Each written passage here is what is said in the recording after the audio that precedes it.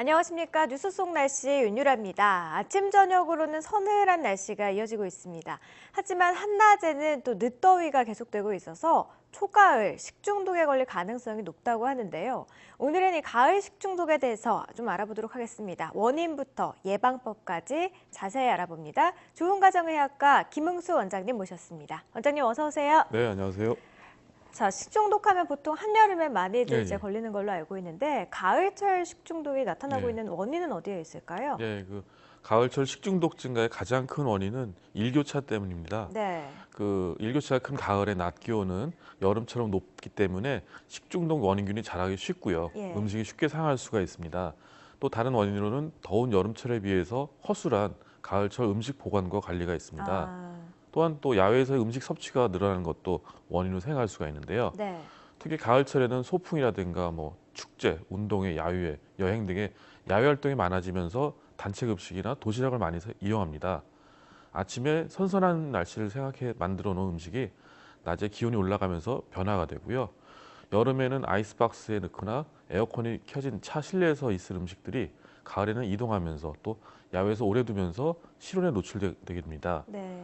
그러면서 음식 보관 온도에 대한 주의를 소홀하게 되면은 도시락이나 그런 음식들에서 원인균이 늘어나기가 쉽고 식중독이 자주 일어나게 됩니다. 그렇군요. 아무래도 가을에는 조금 방심하기도 쉽고 또 예. 나들이도 또 많기 때문에 많이 일어나는 것 같은데 자, 그렇다면요. 식중독의 발병 원인은 아, 무엇일까요? 예. 식중독의 원인은 크게 세균 감염과 예. 바이러스 감염, 그다음에 자연독, 그다음에 화학적 식중독으로 나눕니다. 네. 그래서 식중독 원인으로 가장 많은 것은 세균에 의한 것이고요. 예. 세균에 오염된 음식이나 물을 섭취하여 발생하는 감염형 식중독과 세균에 생산된 독소에 의해 발생하는 독소형 식중독이 있습니다. 음. 감염형 식중독은 병원성 대장균, 장염 비브리오, 살모넬라, 시길라 등과 같은 침투성 병원균이 직접 장관 점막층에 상피세포를 침투해 생기는 식중독을 말합니다. 네.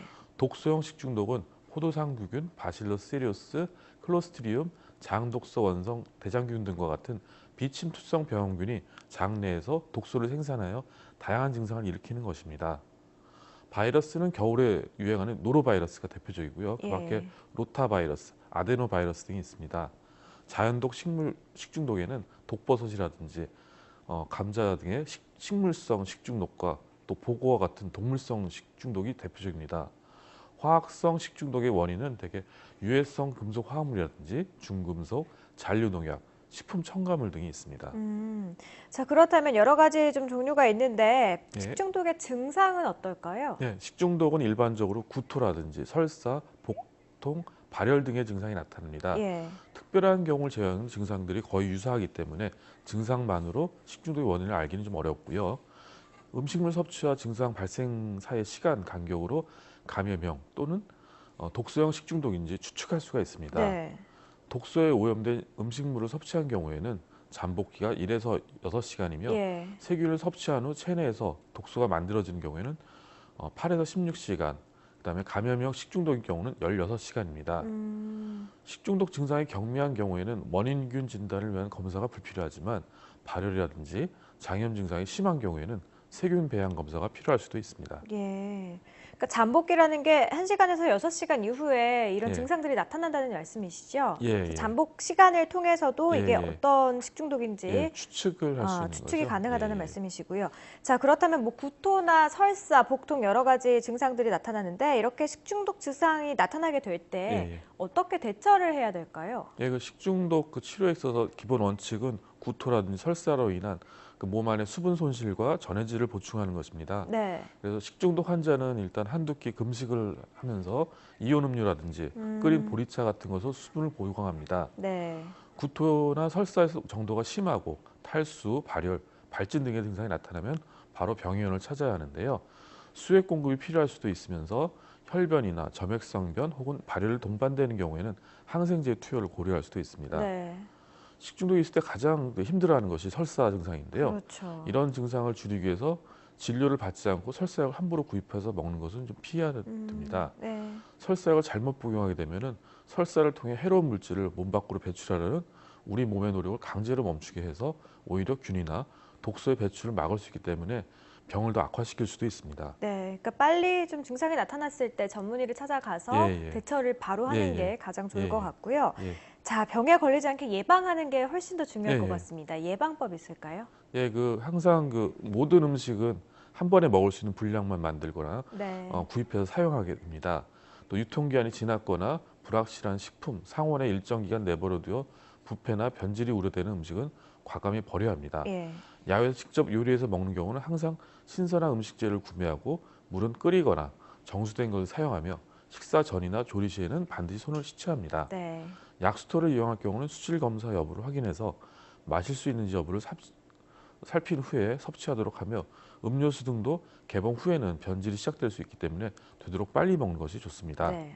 길거리 음식이라든지 위생 취약 시설의 음식 섭취를 자제하며 산이나 들에서는 잘 모르는 버섯이라든가 과일 등을 함부로 따먹으면 안 됩니다. 네. 그리고 또 조리 시에는 또 어떤 주의점이 예, 있을까요? 예. 주방의 칼이라든가 도마, 행주 같은 것들은 열탕 소독해줘야 되고요. 네. 세척이나 소독제를 이용해서 소독한 경우는 잘 말려서 사용해야 합니다. 오염된 식품이나 기구와 접촉에 생기는 교차 오염을 방지하기 위해서 채소, 어류, 육류는 도마와 칼을 별도로 지정해서 사용합니다.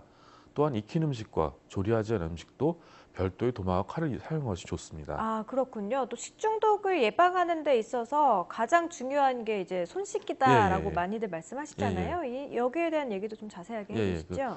손 씻기가 제일 중요하고요. 예. 세균 제거 효과가 있습니다. 그래서 흐르는 물로만 씻어도 상당한 효과가 있으면서 아, 예. 비누를 사용해서 흐르는 물로 20초 이상 씻었을 때는 99.8%의 제거 효과가 있습니다. 올바른 손 씻기 방법은요. 비누 거품을 충분히 내어서 손과 팔을 꼼꼼히 문질러 닦고 미지근하여 깨끗한 물로 헹굽니다. 네. 손가락 끝이라든가 손가락 사이도 깨끗이 씻어하며 특히 손톱 밑을 찍는 것이 중요합니다. 일회용 종이 타월이나 손 건조기를 이용해서 물기를 건조시켜야 합니다. 자, 자세한 손 씻는 방법까지 아주 자세하게 식중독 예방법에 대해서 설명을 해주셨는데요.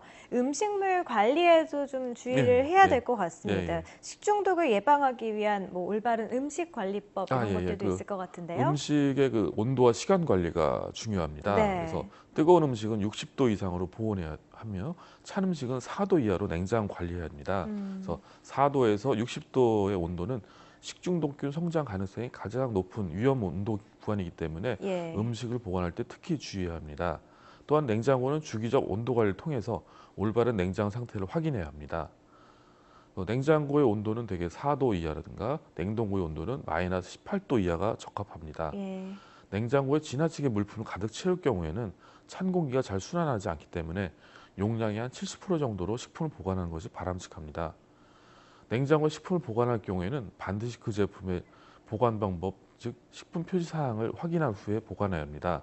뜨거운 것은 식힌 후에 냉장고에 보관해야 하며 뚜껑 또는 투명 비닐을 씌운 후 음식물을 보관합니다. 또 냉장고에 오래 보관할 수 없는 음식이나 유통기한이 지난 식품은 모두 버리는 것이 필요합니다. 도시락은 가급적 만든 후에 4시간 이내에 빨리 먹는 것이 좋으며 네. 남지 않게 꼭 필요한 만큼만 준비하도록 합니다. 음식에 보관함 뚜껑을 잘 닫아서 세균 번식을 또 억제하는 것도 중요합니다. 예. 조리된 음식은 실온보다는 냉장고에 보관하며 날 음식보다는 익히거나 끓여 먹는 것이 식중독 예방에 도움이 됩니다. 또 여행이나 장을 볼 때도 자동차 트렁크나 내부에 음식을 보관하지 말고 반드시 아이스박스 등을 이용하면서 보관하고 될 수 있는 대로 빨리 요리해서 먹는 게 중요합니다. 예. 알겠습니다. 오늘 김웅수 원장님과 함께 가을철 식중독에 대해서 자세히 알아봤습니다. 고맙습니다. 네. 식약처에 따르면 월별 식중독 발생 건수는 6월이 가장 많았고요. 8월과 9월이 비슷한 건수로 2위에 올랐습니다. 날이 선선하니까 음식이 금방 상하지 않을 거다 생각하고 좀 가볍게 넘기지 마시고요. 음식물 보관 그리고 항상 위생 청결에도 좀 신경을 써주시기 바랄게요. 뉴스 속 날씨 오늘 준비한 이야기는 여기까지입니다. 시청해주신 여러분 고맙습니다.